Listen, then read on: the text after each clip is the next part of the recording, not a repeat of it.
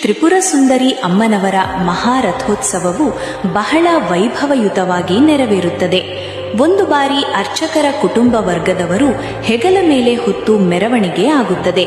ನಂತರ ಬಲಿದೀಕ್ಷೆಯಾದ ಮೇಲೆ ಮಹಾಮಂಗಳಾರತಿಯ ನಂತರ ದೇವಿಯ ಆರೋಹಣವಾಗುತ್ತದೆ. ನಂತರ ರಥವನ್ನು ಎಳೆಯುತ್ತಾರೆ.